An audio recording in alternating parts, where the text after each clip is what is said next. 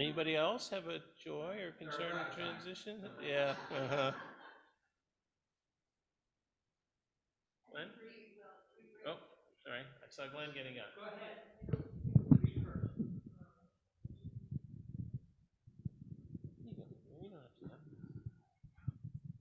Hi, my name is Reese Strasser. I have some of each, not a transition, but a joy and a sorrow. I will tell you first that a cousin of mine passed away yesterday in an ICU unit in a hospital in Vermont. Another cousin of mine is in the hospital in Raleigh, fighting for her life, and I would welcome anybody's positive thoughts for her. And my daughter, who she and I have been estranged for 5 years, is now back in my life. Thank you. Count that as 3. So you're getting 3 candles.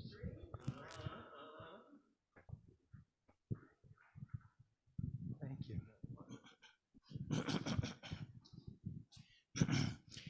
Turns out that Karen, who's up there, and I are cousins. So I want to say hi, Karen and Maddie. Karen and I are the cousins. Thank you.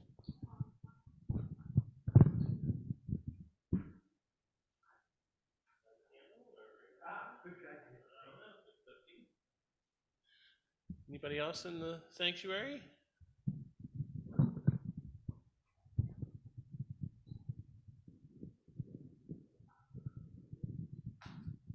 My name is Terry, and I'm very glad to be here today. I'm feeling a lot of joy to be in this place. And I want to say,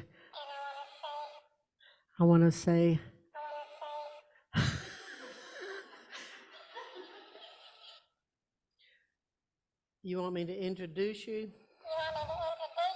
Yeah, okay. This is my friend.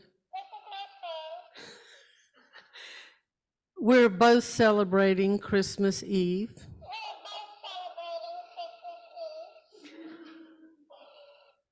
And we love each other. Thank you.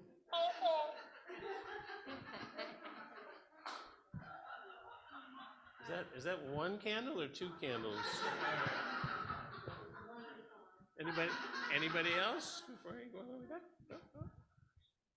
Anybody on Zoom like to have us listen to a joy, concern, or transition? Raise your hand.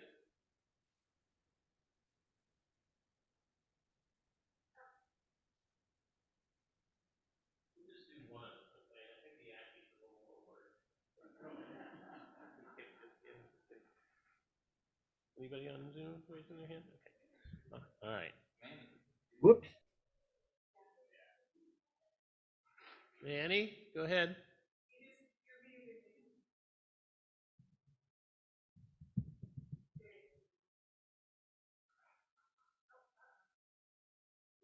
You're still muted, I think. We heard him before. Okay, I think it's working now. There you go. Yeah, thank you. Just well, some of each. The sorrows I wouldn't get into because you knew that. The transition is we drove down from Ohio here. God, when Thursday night. My great joy is that I am now COVID free. I tested and I'm negative. So that really is a tremendous joy. And hopefully, Karen and I will maybe come to see you, New Year's Eve day. And it'd be nice to see everybody, including our cousin. All right, take care. Thanks a lot. Bye bye. Thank you, Annie. I'll light a candle for you.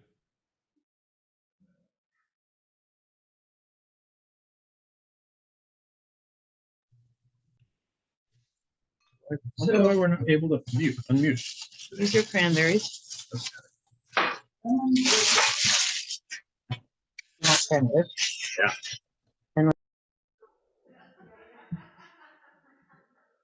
right, I think that's it for our sharing from Zoom. I'm going to go ahead and light a candle for those joys, concerns, and transitions that went unspoken, and we will have a moment of silence for us to reflect on what's been shared and what may be held in our hearts.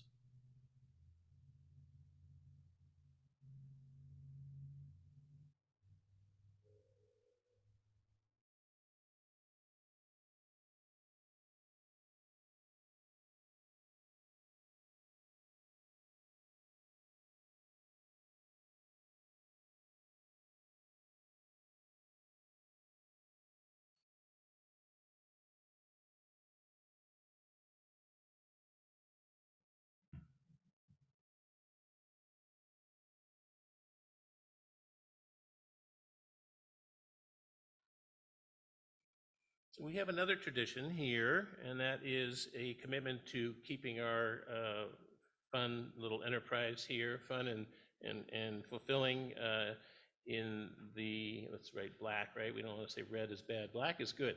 So this is a time we invite you to give generously. Your donations support the staff and the operation of the fellowship.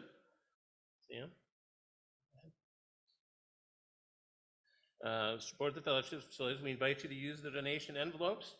We can properly thank you, and while your financial support and participation in the UU's efforts are greatly appreciated, we also need volunteers, social justice advocates, and friendly smiles.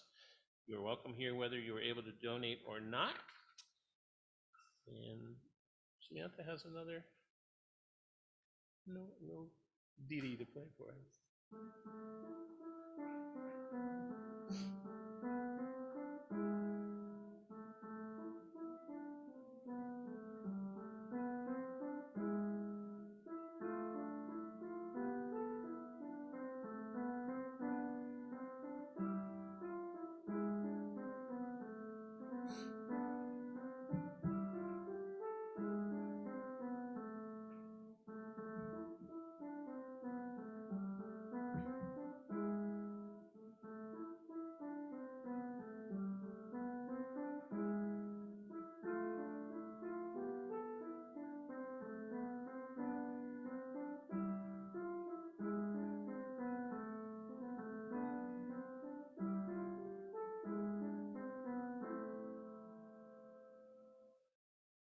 Thank you, Samantha.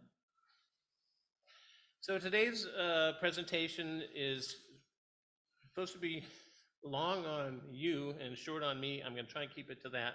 I'm going to talk a little bit about my Christmas experiences and about why Christmas is a tricky time of year for many people. We heard in the last couple weeks a lot about how there's a lot of manipulation that's gone to create the world that we see it now. The history, the way Christmas evolved has been, again, spoken to fairly substantially. I'd like to have a forum discussion on how members navigate this season, how everybody is able to maintain their sanity if they're challenged in any way, and how we can all find personal joy and meaning, even though we may have some conflicts inside of us. I'm interested in hearing how you keep your balance. First, like any good attorney, I have a disclaimer. It's actually probably all disclaimer. I grew up in New England, loving Christmas. I had two kind older brothers, relatively stable middle-class home. Snow was always present or imminent. Gift giving was fun. The wrapping, the boxes sent from, we had some globe-trotting grandparents. I learned what a shillelagh was, never knew what that was until I received one.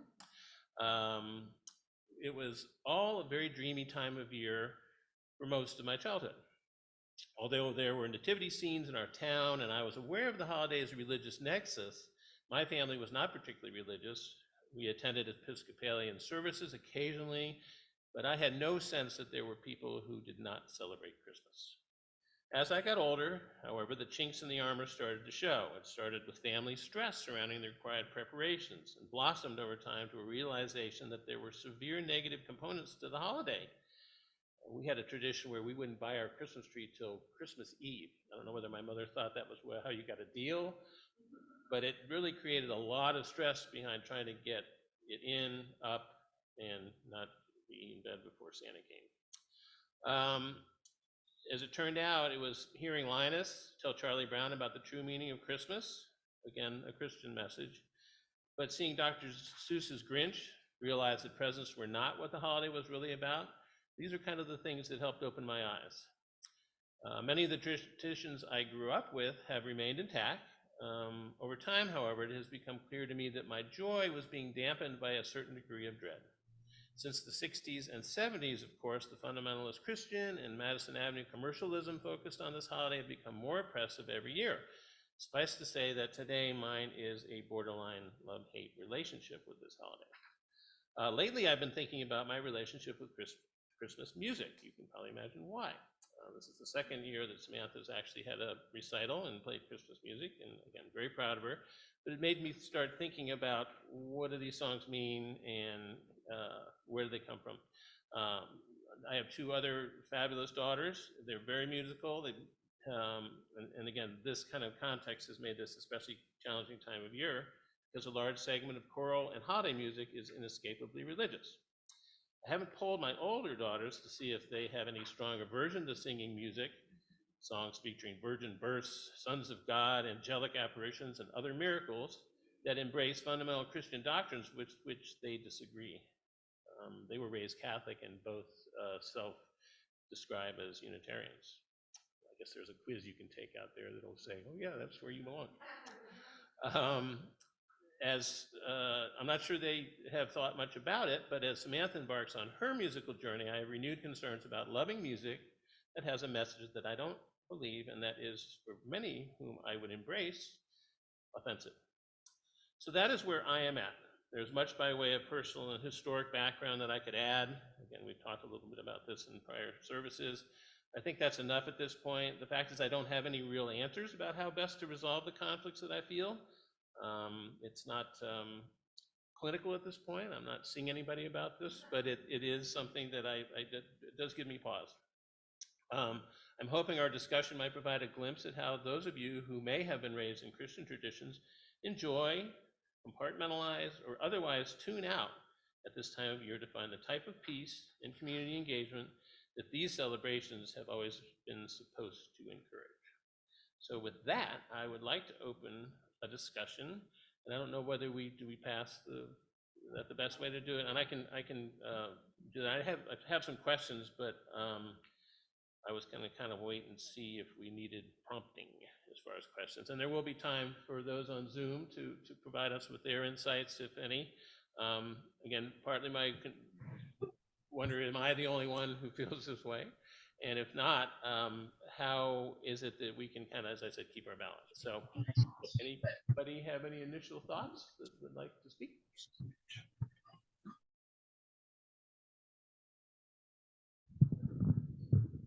I mean, I don't want to go with all my coping mechanisms before I hear yours, so.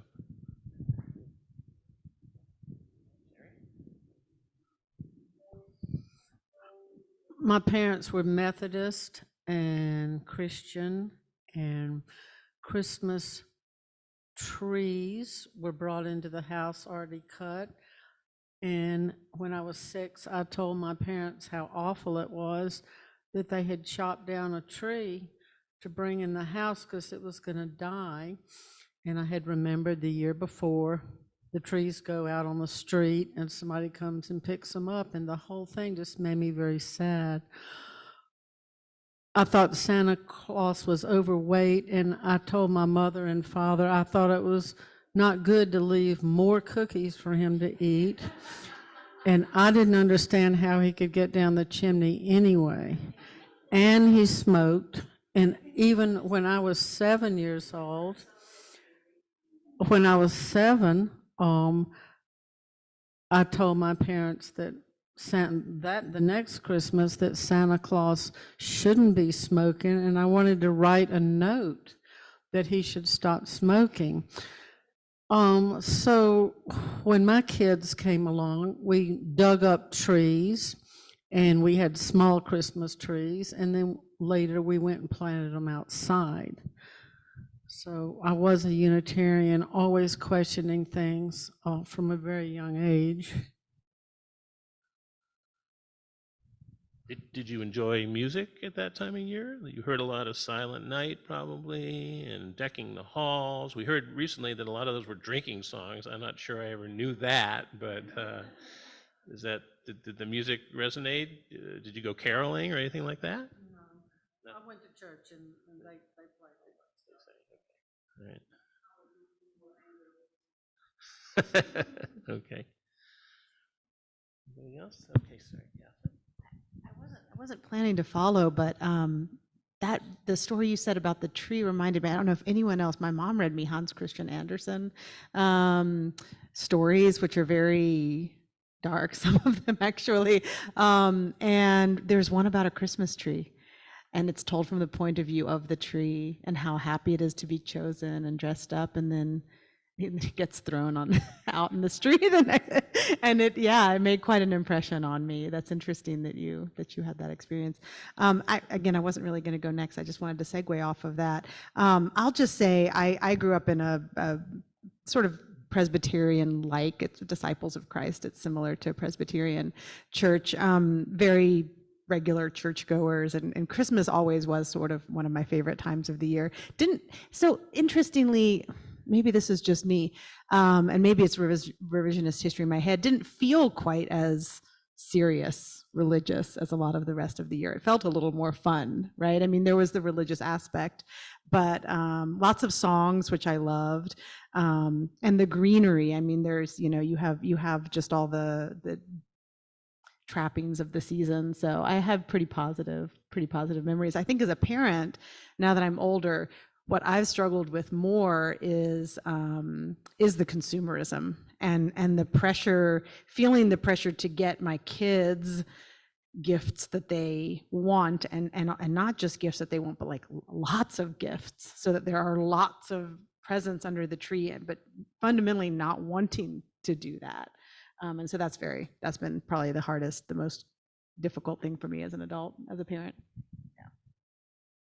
I was going to say, how old are your kids now? So they're older now. They're 20 and 14 now. So, but there's still a little bit of the pressure.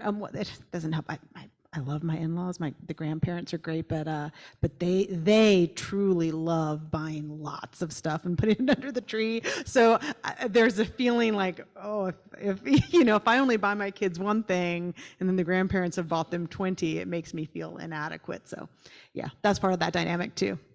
Oh man, I love buying my grandkids presents. It's so fun. I grew up UU, multi-generation, and we always had a blast at Christmas, but I don't remember anybody talking much about Santa. I mean, I knew about Santa, but it wasn't a big thing. But we also are Appalachian way back, and that's old Christmas. We never got a tree till the 24th, because that's when the Magi came, and we took it down on January 6th, Epiphany. And that's just, I don't know why, because Unitarians used to be Christian when I was little. Like you, were they still Christian when you were little? I was going to say something about trees, but I can't remember what. Just that we would go out as a family in the woods and chop them down. I grew up in Chapel Hill, so they were always building, as they still are. But we'd go find a place that was going to be torn down for a subdivision or shopping mall or some such. So the tree was going to die anyway. But we'd all bundle up and go out on the 24th in the station wagon and tromp around till we found a tree and brought it home. And that was fun on the evening of, we decorated and sang, and the neighbors would come over. And I buy gifts that give back. So this year everybody got a crate of toilet paper from this group called Who Gives a Crap? Because they build, they're from Australia, but they somehow have carbon-free shipping. Don't ask me how that works. But they build good bathrooms for like Aboriginal people and people in the outback for every crate of toilet paper. Because I've got these vegan, I shouldn't say that in this room, different ones of my relatives. It's hard to buy food gifts because, this one's keto and this. So this year they all got toilet paper because we all need it. And lots of Aborigines will get nice bathrooms.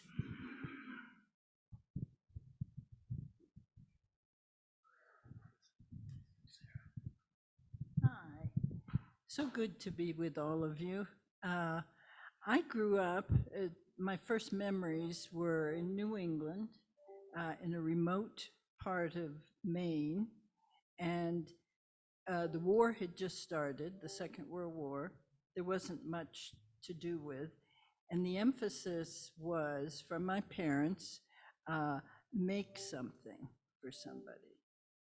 And so that has followed me all through my years, even to this year, where when I was at the Spectrum office here in town, I had gone in to do something, set a package on the counter, and the lady said, "Oh, you have yarn in there.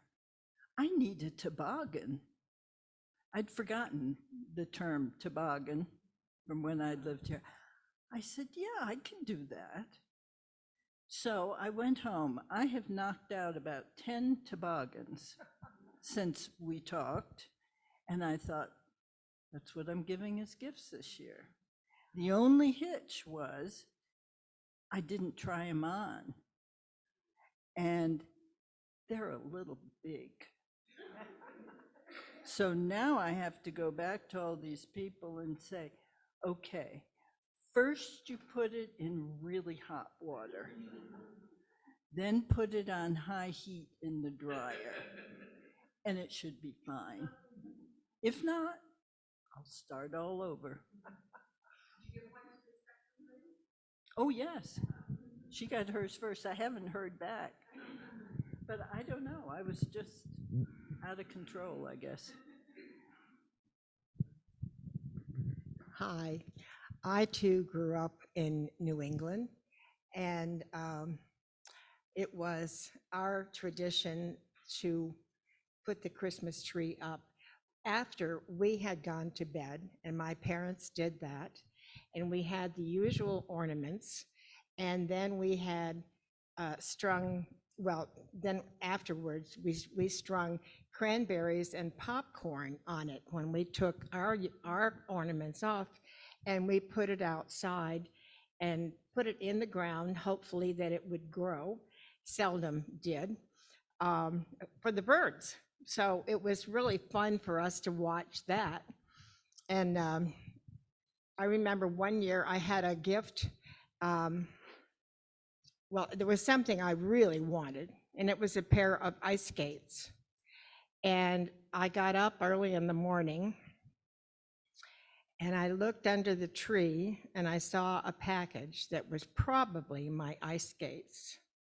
And I got under the tree to pull it out, and in doing so, I toppled the tree over. So, of course, that woke up my parents, and they came out, and they did not get angry with me because, after all, it was Christmas, so I got away with it. And we put the tree up right and pretty much fixed it up, and so we had a nice Christmas.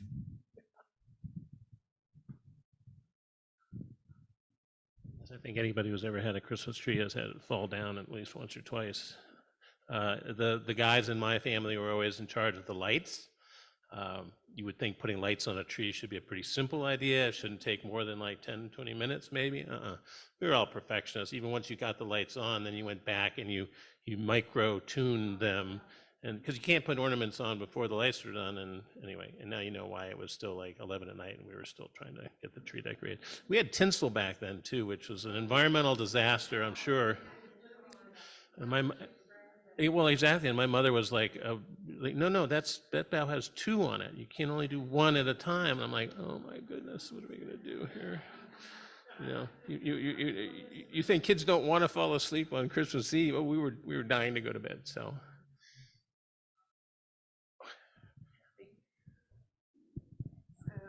Thinking about what you were talking about, Sarah, our daughter, Mercer, recently, well, in the last year, learned how to knit and has really gotten into it in the last 6 months or so, and knitted a bunch of Christmas presents for your ears.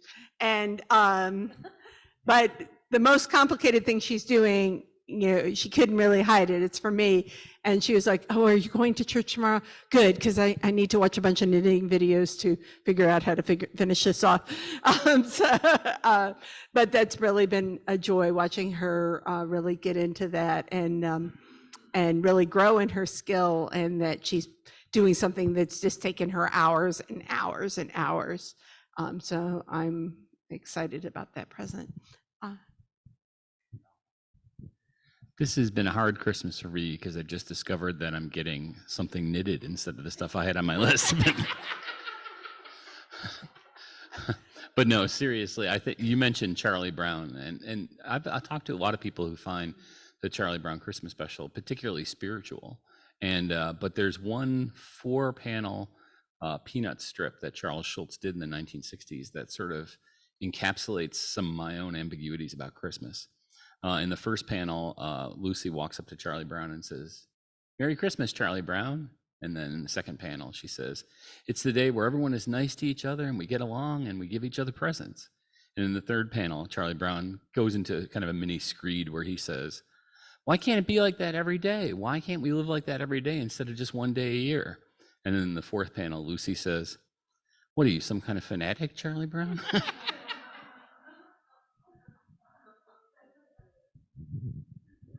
Well, and we've been listening to what is it, Vince Garibaldi is and I'm like, Sam, I think we can figure this out on the piano. I'll try to do the left hand if you can do the right hand, but it's very complicated. Any other thoughts? Stuart, you got a special viewpoint that we might share? Well, I mean, you heard a lot of Christian music through your days. Did it make your hair stand up in the back of your head, or? That is one of my biggest, growing up a secular Jew, one of the strongest memories I have is how upset my father was every time he turned on the radio. This damn music. So I have a hard time listening to a lot of Christmas songs. I think of my dad, and it was different growing up Jewish and watching everybody else having Christmas. And I was just thinking back about it and thinking I was a little bit arrogant. I'm thinking, man, they believe this guy can come down a chimney. We don't even have, most of us have chimneys. They believe, they believe this guy forgives their sins. I really feel like I was a little bit arrogant and not in the spirit of the season. However, my neighbor had the best job in the world, I thought, when I was young. He worked for, I think it was Renwall Toy Company, and his job was to put together the little models and things to see if they would work. And one Christmas, he decided to give me the Invisible Man. And that started my love of anatomy, and which has lasted all my life. So yeah, that was a fond memory of Christmas. How about Hanukkah? Did you have Hanukkah? Yeah, we had Hanukkah, but it couldn't, it didn't, Didn't compare? not at all. It felt very different, very different. Well, I'm wondering what would happen if they'd given you the Invisible Woman. Oh, okay. Yeah, I'm thinking I just saw the Barbie movie and it was very, very, very interesting. So, I wasn't going to say anything, but somebody said something that jogged a memory. And I'm curious if this is a common experience, that I might not have remembered this in a lot of my childhood if not for the photographs. And we had photographs even back when I was a baby. And my dad worked for a newspaper, so photographers would come over to the house and take pictures. And I don't remember this so much, but my dad was at heart a musician, and with 7 children. So on the holidays, we would gather around the piano and he would play and sing songs, and he would get all of us to chime in and sing songs. And it's a sweet memory. There was really mixed memories of the Christmases that were just kind of tension-filled, Christmases where as an adult, I was alone and it was just like, it's another day of the week. And then with family and friends. So it's sort of been a real roller coaster. And the pressure even still of presence. And I'm really fighting that pretty good. But one memory that I can go back to and hear is at my father's memorial service, my oldest brother, who was a musician, and my father, even when I was a baby, had a reel-to-reel tape recorder, and he recorded the kids singing Christmas carols. And then, so at his memorial service, my brother says, "Hold on to your hats." And he hits the switch on the machine, and there's these kids singing, off tune. And then he says, and he starts speaking. His voice was similar to mine. We all the Tidymen sound alike. And then he would introduce each child. And this is Bobby. Hi, Merry Christmas. And this is Paulie, and this is Kathy. Jimmy, David, and I was only like a year old, so I just gurgled. I'm sure deep inside I was saying Merry Christmas, but so lots of good times, and I think maybe the challenge is stirring the pot enough to remember a lot of the good times, because it's so much easier to remember the not so good.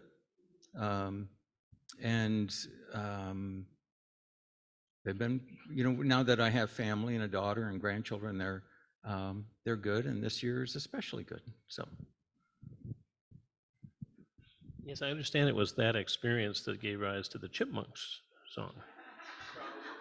Sylvester, Simon, Simon. Uh-oh. I was thinking you might do it.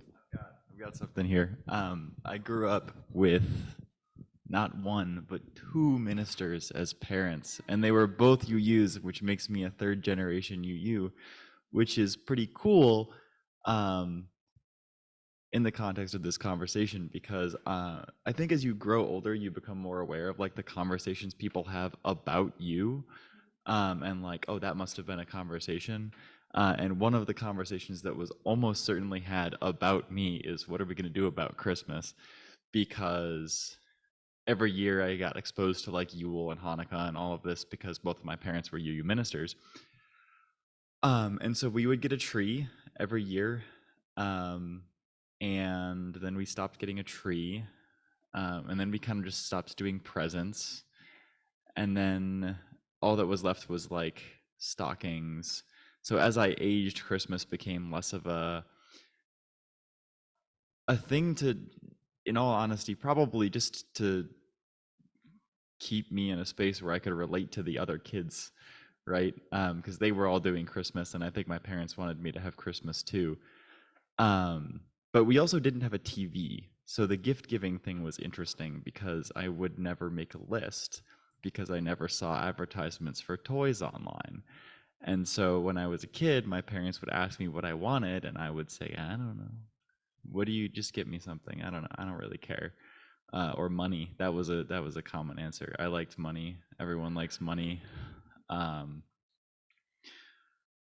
But and I think that's what started my I have this thing where I hate buying people gifts. I got a blender from my roommate's mother last year, which was super nice of her, but my first thought was when I opened it, I was like, what a waste of plastic. This is the stupidest thing I've ever received in my life.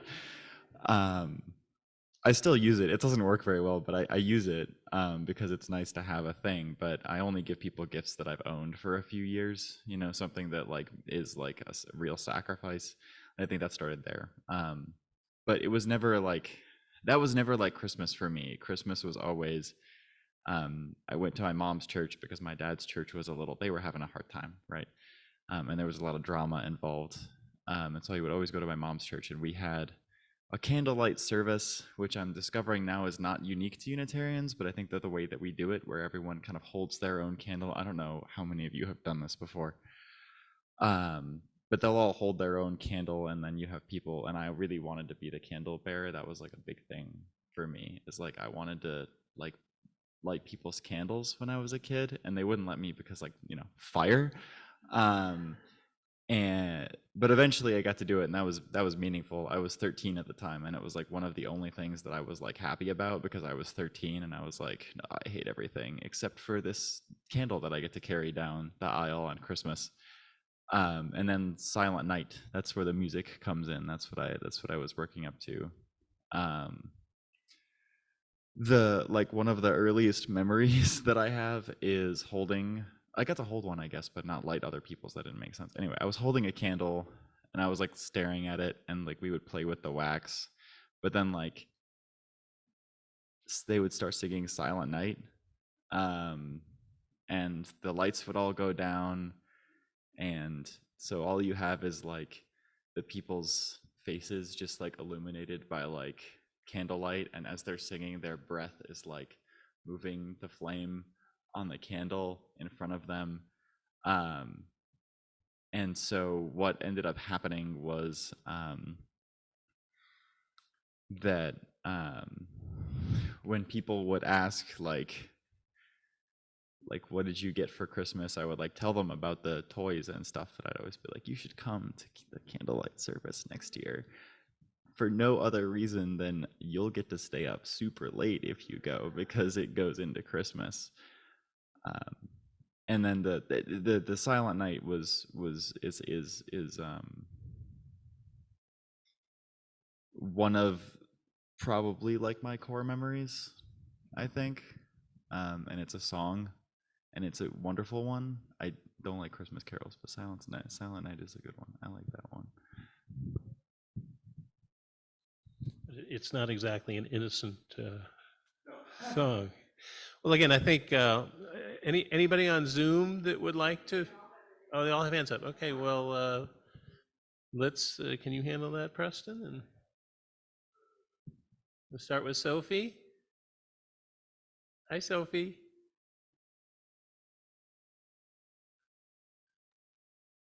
There we go. I guess it was my second Christmas before my brother was born, and my memory is that I was put on the couch, that I couldn't climb up by myself, but memories are tricky. And my mother was telling me, we were in front of the fireplace, she was saying a man was going to come down the chimney and give me presents. And I thought, right, sure.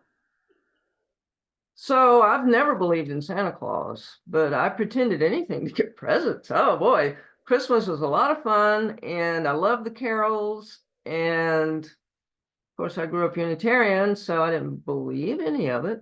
But you don't have to believe it.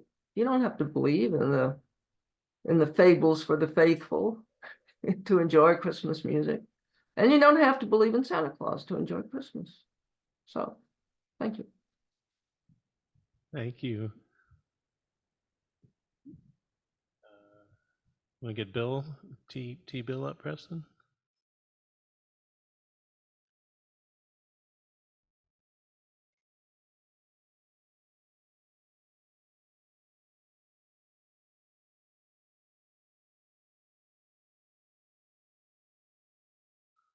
There's Bill. Bill, are you with us?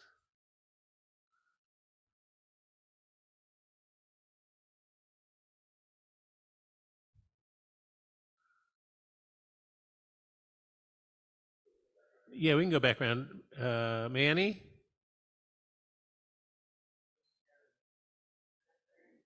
Nope. Yeah, that's what I thought.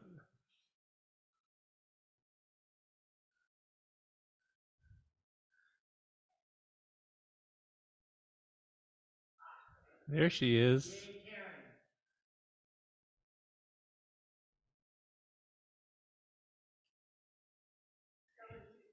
You need to unmute. Okay, I'm unmuted. I don't know if you were There- calling on me. I thought I heard you say Manny, so I was waiting for my spouse. Oh, no, I no, just- no. Sorry. Go ahead. That's okay. Now, I really wanted to share the memory of my my mother playing piano and singing "'Twas the Night Before Christmas." So I have the original sheet music with her name on it. She was a pianist and she could sing. with the most animated voice, and her eyes would light up with wonder and awe that Santa would come. I remember we did not have a chimney, and I was really, really worried about how Santa would come. And my dad assured me that he had a key. One of the things I have is one of my little treasure Christmas ornaments is an actual Santa key. It's one of these Hallmark gifts you can get. It's a little Santa key that you can give to a family whose children don't have a chimney. I mean, don't have a fireplace. We had a chimney, but it went all the way up to the roof and down to the basement. So there was no way he could get in. Anyhow, it was my mother singing that's my fondest memory. But I also want to say hello to all my fellow New Englanders. We had a small congregational church where we definitely had candlelight service, and the service would end with Silent Night, and we each had our own candle, and the trick was for me to be able to carry it home. I was walking distance from the church in this little New England village, and it was very special memories, but it was always about love. I became secular in college, so I didn't really believe in the religious part, and I taught my children, since I believed I didn't want to lie to my children. I didn't want them to have to unlearn something I taught them. So from the time they were teeny tiny, they understood that Santa was a very special kind of pretend, and it's about love and joy and kindness, and that even grown-ups like to pretend, so they're not supposed to tell anybody. It's just fun for everybody to pretend. When my children were adults and parents themselves, they made me promise not to do that to their children, that their children were to believe in Santa. I don't know which was right, but we still loved Santa. We went and visited Santa, got presents, but it was all pretend. Yeah. So anyway, it was a joyful time, and to me, it's always about love, and that's what all my ornaments are on my tree, is memories of people loving each other. So, thanks for sharing. Thank you. Did Bill send a chat?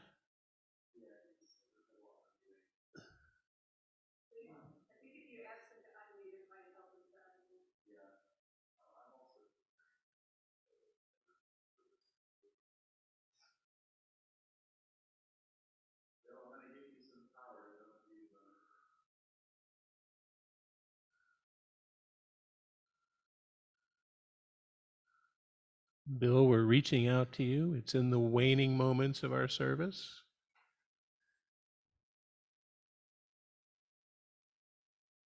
Bill put in the chat that he can't unmute and they're having trouble with the sound system.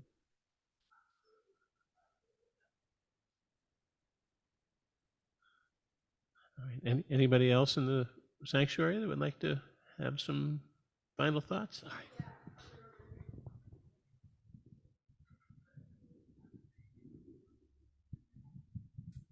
So a lot of what you guys said, I could have built on just about everything.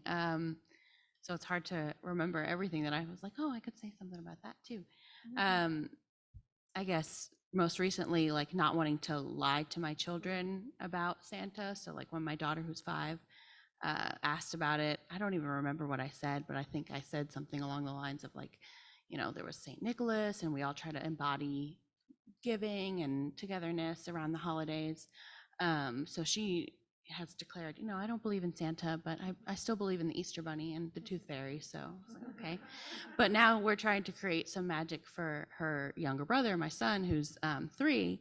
And, I think he's got a similar sentiment. He's, I don't like Santa, this guy coming into my house, giving me presents. I don't like Santa.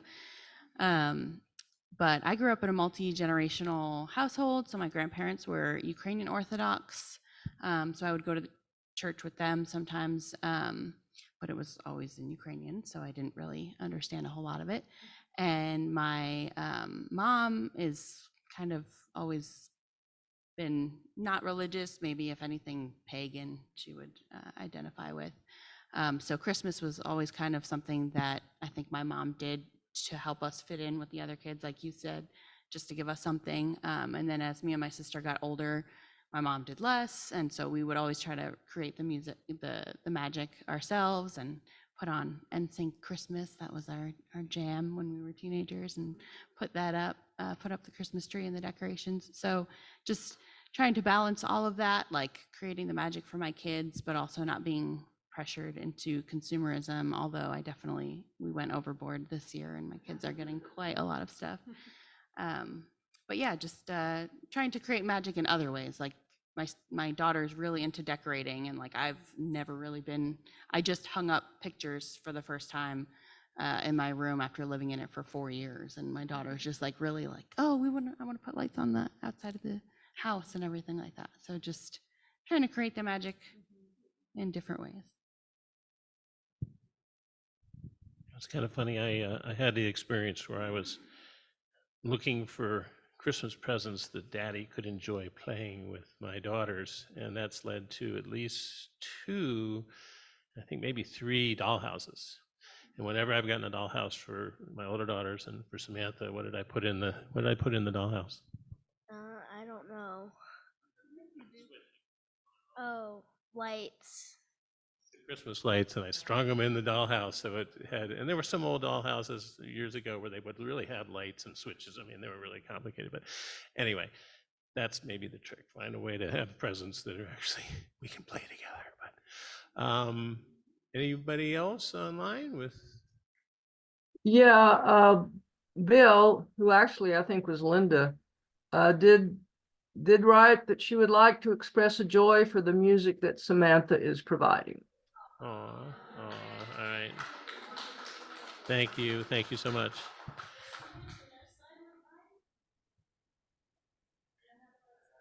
No, not yet.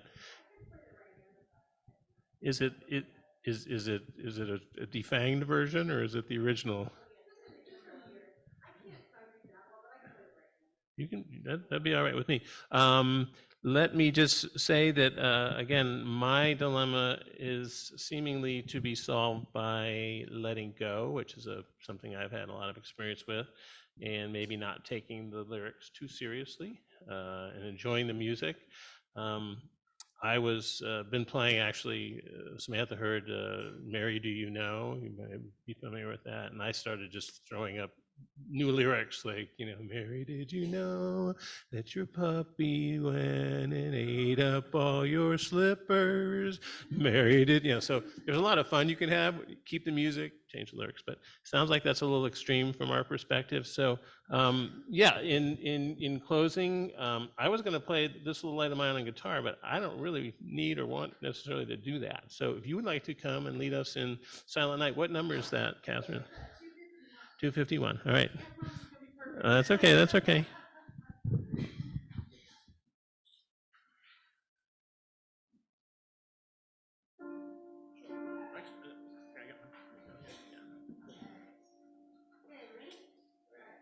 Silent night, holy night, all is calm, all is bright.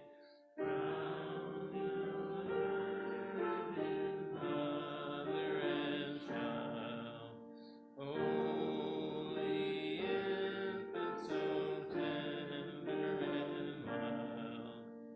Sleep in heavenly peace.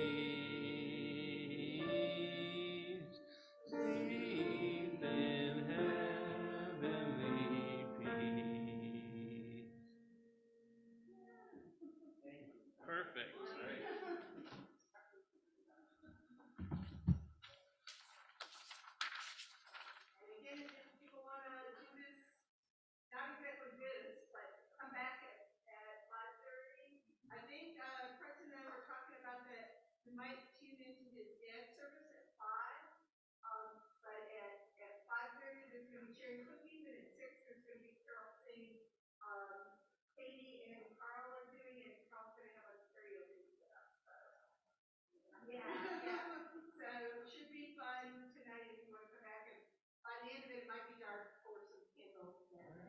Perfect, perfect.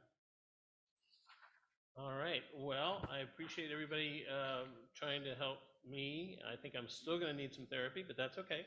I like going to therapists.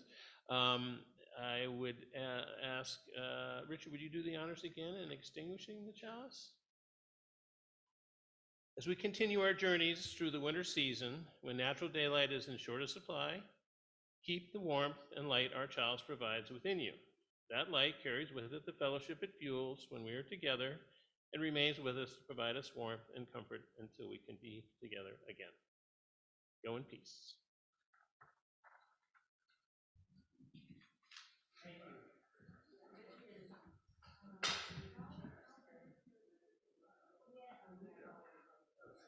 I'll do my best. It'll only get better. Thank you so much. Let me have a hug.